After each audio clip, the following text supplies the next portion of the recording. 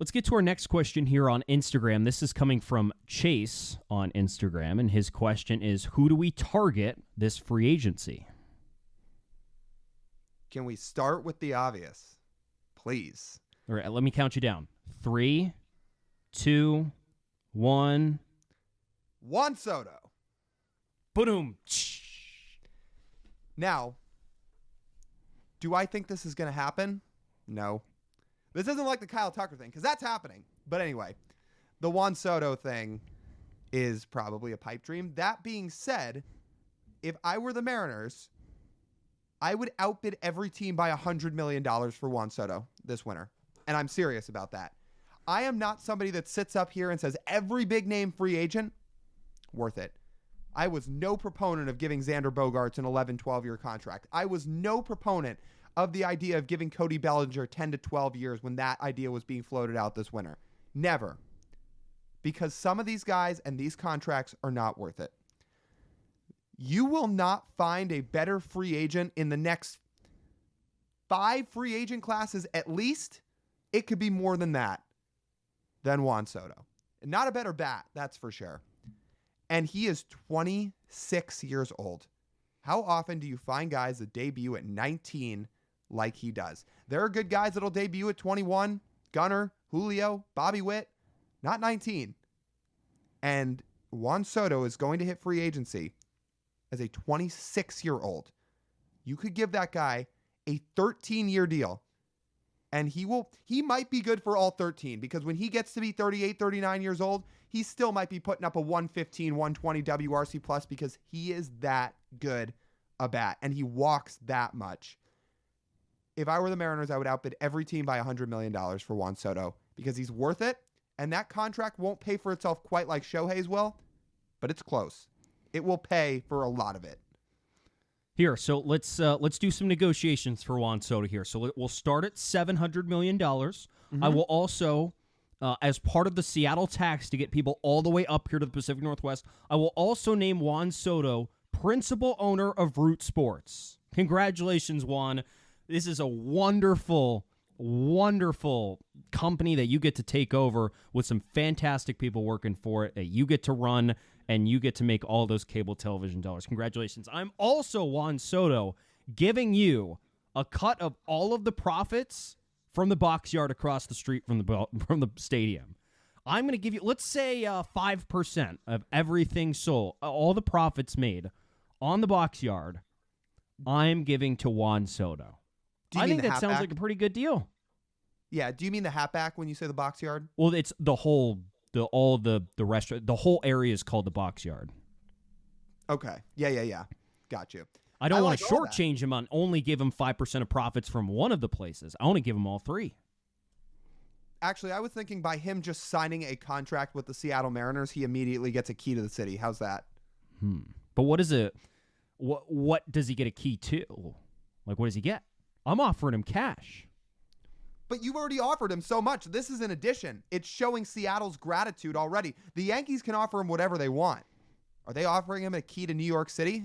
I don't think so. Let's get him a box and season tickets for the Seahawks. That'll be a good start when he's not playing. Want him to be comfortable, integrated into his new city. What else we get him?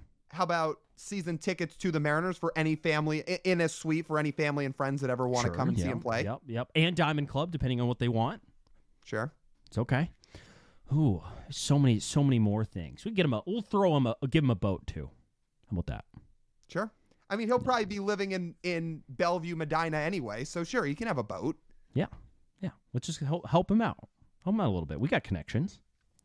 Listen, when we say we'll overpay Juan Soto by $100 million, we say that because that's what it would take to get him to Seattle. For example, if the Yankees offer Juan Soto a $600 million contract in free agency, how are the Mariners going to beat that? They can't offer him $605 and beat it.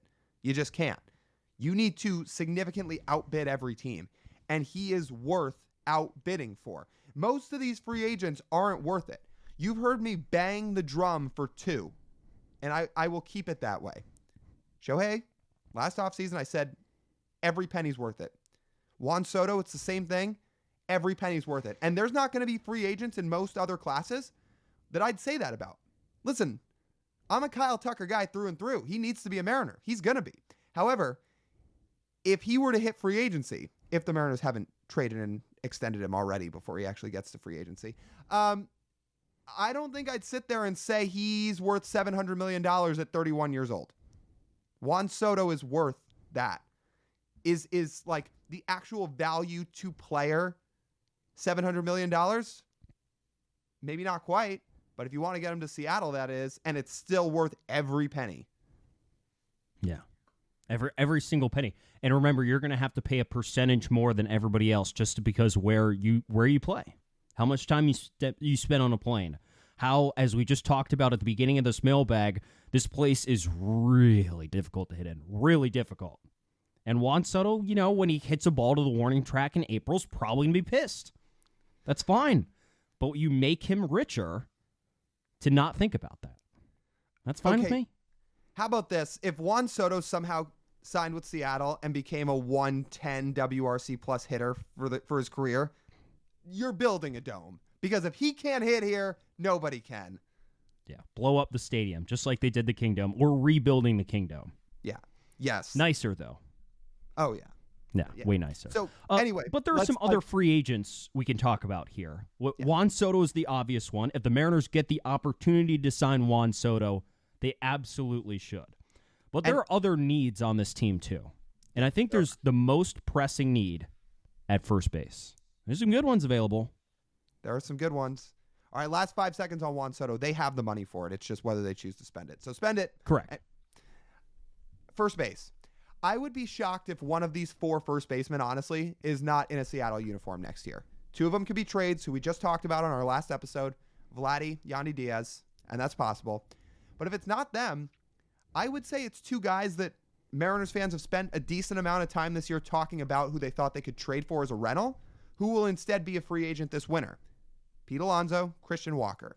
So of those 4 guys, Alonso, Walker, Vladdy, Yandy, bet you one of those guys finds his way into a Mariners uniform. And in terms of the free agents, Walker is having more success right now this year. Pete's also younger. He'll probably cost more, but either of them are good fits. Yes, all of the above. This isn't a tough decision. You take which one's available to you at this point. I think Vladdy would be the number one option, but if Vladdy inks a $300 million extension with the Blue Jays in the offseason, that's going to be a little difficult to pull off. Mm-hmm. So then you pivot to what would be required. But whether it be prospects or cash, doesn't matter. No. Doesn't matter.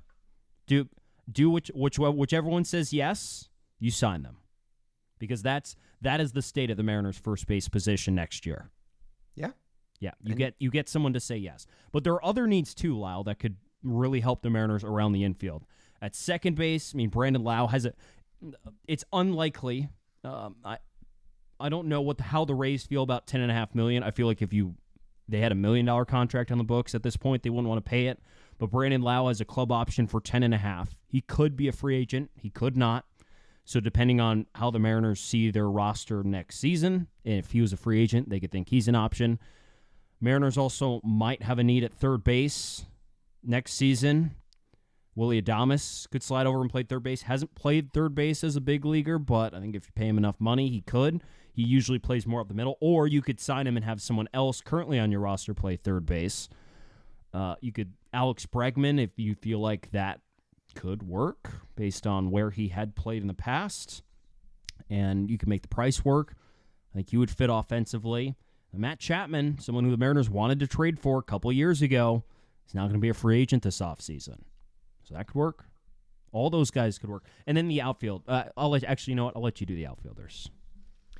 Yeah, and Chapman's always interesting because, again, like we talked about how polarizing his batted ball profile can be, but he's had a solid year. And we'll see if he opts out in San Francisco or not. But that would be interesting. I'll get to the outfield in a second, but just to respond to the guys you listed off, do you feel like the Rays might pick up Lau's option just so they can make sure to get something back for him? Because Lau actually has a couple club options in that contract. So if somebody were to trade for Lau, they would have some club control. Would the Rays say, okay, let's pick this up because somebody will trade for him and we can get something back? I didn't think of that. So, yes, that is what the Rays are going to do.